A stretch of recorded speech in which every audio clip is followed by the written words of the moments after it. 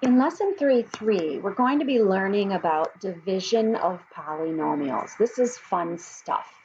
We're going to learn how to divide by long division, and I'm sure we all learned many years ago how to do that with numbers. Now we're going to do it with polynomials. But then we're also going to learn a little shortcut that can sometimes be used for dividing polynomial functions, and that is called synthetic division. So our targets in this lesson are to be able to really just do those two things, carry out long division and carry out synthetic division of polynomials. I'm going to show you the long division method first, and then you'll have a greater appreciation for those situations when you can use the synthetic division because it's a lot less tedious. Then there's something that's called the remainder and factor theorems, and we'll take a look at them at the end. So when we divide polynomials, we're basically trying to determine the quotient of a polynomial, of two polynomials. So first we want to talk about some of the terminology that's going to be used in your web assignment and on your quiz and exam eventually.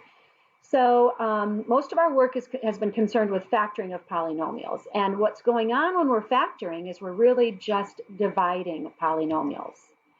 When you divide, for instance, the number 38 by 7, you know that 7 goes into 38 5 times, but not evenly. 5 times 7 is 35. You've got a remainder of 3. So what we can do is we can write 38 divided by 7 as 5 plus the remainder of 3/7. So let's talk about each of those pieces. The number that is being divided is called the dividend. The number that dividend is divided by is called the quotient, the divisor. And the answer to that division problem is called the quotient. The remainder is 3, and we're generally going to be in the habit of writing that remainder of 3 over the divisor. It's the fraction of 7 that goes into 38. Not another full 7 goes into 38, but only 3 parts of 7 go into 38. So in one form that we're going to be writing our answers, we're going to be writing it like this, as a quotient plus the remainder over the divisor. We'll show you another form as well. So if we're doing long division, what we do is we take the dividend and we put it inside this little box like we did back in early elementary school when we were learning how to divide numbers. Outside in front of the box is where we put our divisor. And then up on top of the box is where we put our answer called the quotient and our remainder. Underneath the box is just all the work that's going on in providing or in completing the division problem. Now, in the previous example that I gave with 38 divided by 7, we wrote the answer in the form on the left. We took the quotient of that polynomial plus the remainder over the divisor, okay? The other way to write that is just to multiply both sides by the divisor. So you can also say that P of x is equal to the divisor, d of x, times the quotient, q of x, plus r of x. Because if you multiply every term by d of x, that d of x that r of x is being divided by cancels out. They cancel out. And we'll demonstrate this for sure. Okay. So we want to divide this polynomial by the binomial 4. So as I said, we're going to put the dividend out underneath the box and the divisor out in front of the box. And we want to make sure that the dividend is in order of exponents, highest exponent first, down to lowest exponents last. We'll also look at some examples where maybe there's not an x term. It might jump from an x squared term to a constant. Well, we have to put in a placeholder, and I'll explain that when we get to some of those examples.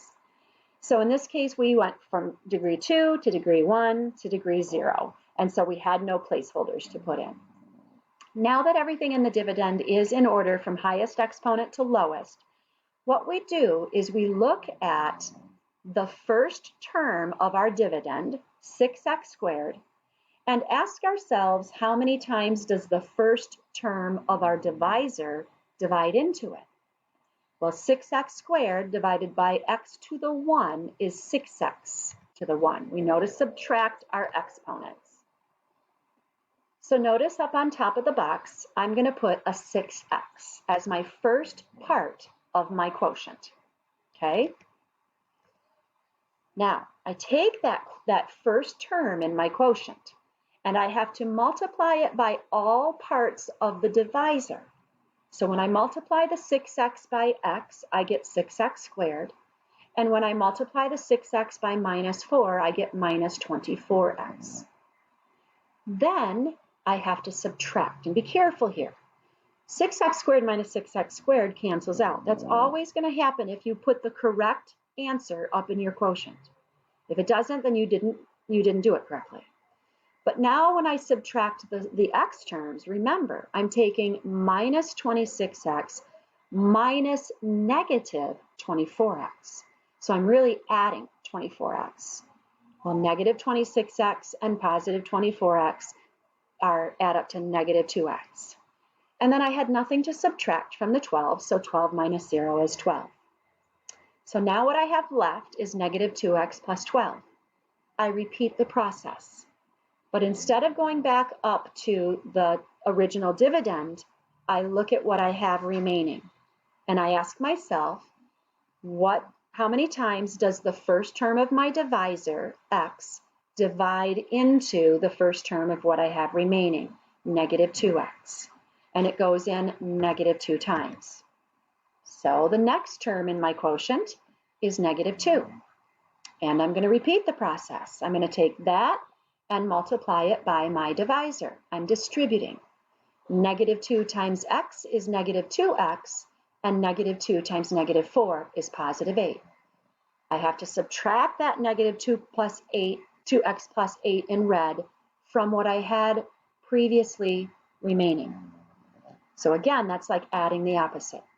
Negative 2x plus 2x will cancel, and 12 plus negative 8 is 4. Now I can see that what's remaining has no x's in it. It's a degree less than what we started with. And therefore, that's my remainder. And if I'm writing it in the first form that I showed you, I just take my quotient, what's up on top of the box, which was the 6x minus 2, and I add my remainder over my divisor. And that's one way to report our quotient. Okay?